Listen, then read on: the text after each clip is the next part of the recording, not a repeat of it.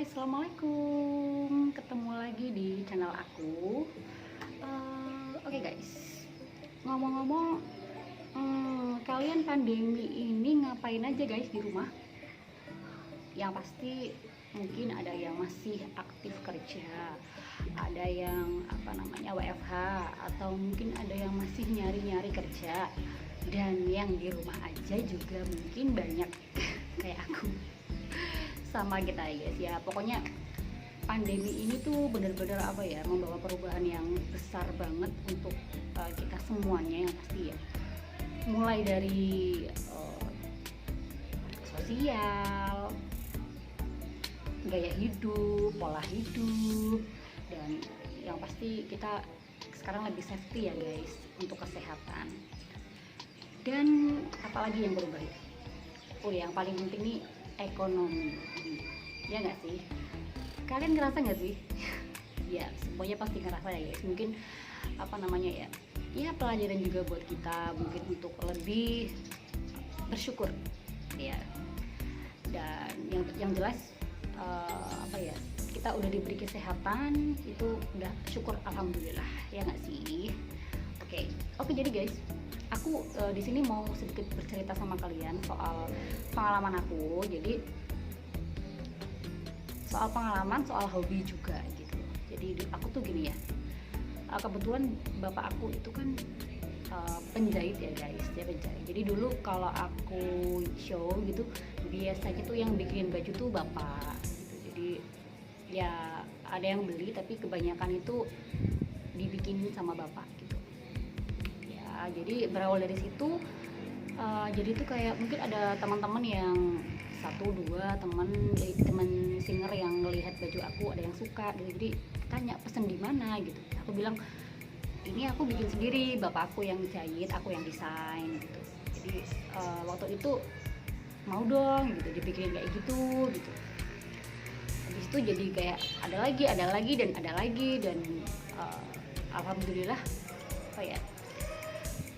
jadi kayak kok aku jadi kayak jualan gaun gini gitu. Terus habis itu jadi aku jadi mikir gitu ya guys, gimana kalau aku bikin brand gitu, kayaknya lucu deh bikin brand gitu ya.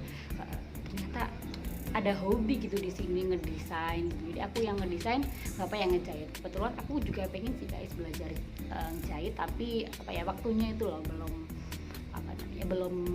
terlaksana. Mudah-mudahan suatu saat nanti aku bisa menjahit. Aku sih udah belajar, cuman ya masih bisa dasar-dasarnya aja. Selebihnya aku lebih suka desain sama finishing gitu. Jadi guys, sejak saat itu tuh aku jadi nyari-nyari nama gitu ya. Itu kayaknya tahun 2016 gitu. Aku waktu itu masih kuliah, jadi sama teman-teman tuh aku sharing gitu, aku pengen bikin brand nih gitu, kasih nama apa ya gitu. Terus waktu itu ada temen yang ngasih saran, gimana kalau kan hijab nih gitu. Gimana kalau bajunya brandnya dinamain hijab nona aja gitu. Kayaknya lucu nih hijab nona gitu. Tapi seiring berjalannya waktu dan keadaan gitu, kok jadi yang pesen bukan cuman orang hijab doang gitu, ada yang cowok pesen pesen kemeja gitu, terus ada yang nggak hijab gitu. Jadi dulu kayaknya kok kurang universal gitu namanya ya, hijab nona. Terus jadi aku ganti jadi HI nona, jadi Hai Nona. Jadi aku singkat hijabnya jadi Hai Nona. Sampai sekarang alhamdulillah masih berjalan. Dan waktu itu juga aku punya impian gitu guys. Selama ini kan aku bikinnya baju-baju singer aja, baju-baju gamis, mungkin buat bridesmaid, terus gitu-gitu ya guys. Jadi aku punya impian tuh kapan gitu ya bisa bikin baju pengantin gitu. Wah, dan alhamdulillah sekarang sudah mulai kesampaian tuh di belakang. Alhamdulillah satu persatu impiannya udah mulai Allah kabulin. Ya yang jelas banyakin bersyukur dan banyakin berdoa, dan juga tentunya berusaha, banyak belajar aja sih guys. Dan di video kali ini guys, aku jadi mau kasih tips buat kalian ini ya, tips buat bikin gaun, buat bikin tips bikin dress atau gaun. Jadi yang pertama yang harus kalian kalian lakukan adalah kalian cari konsep. Kalian harus menentukan konsep dulu. Ini mau bikin gaun apa sih, terus kayak gimana gitu caranya. Adalah biasanya sih kalau aku sih cari-cari referensi gitu guys, karena kebetulan kan aku sendiri juga masih belajar gitu. Aku juga nggak ada basic yang sekolah desain juga enggak gitu. Jadi cuman suka aja gitu, cuman hobi aja gitu ya. Jadi aku perbanyak referensi dengan cari-cari gambar di Instagram gitu. Aku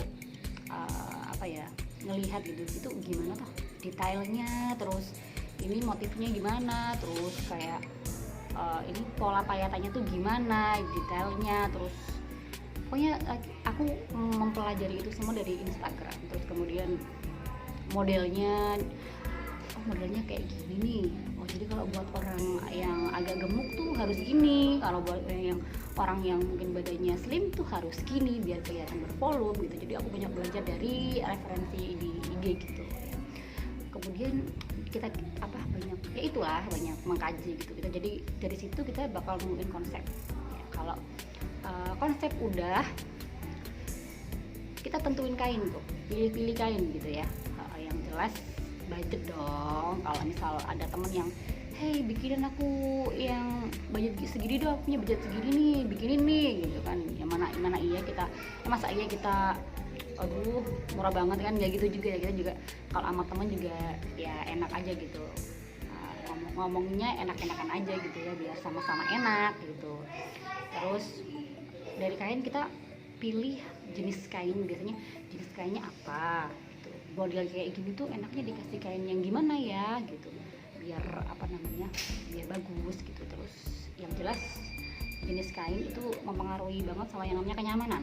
Nah kalau aku tuh yang paling pertama itu memang kenyamanan dulu gitu. Jadi kalau memang dipakai kita aja nggak nyaman, gimana kalau dipakai customer gitu ya.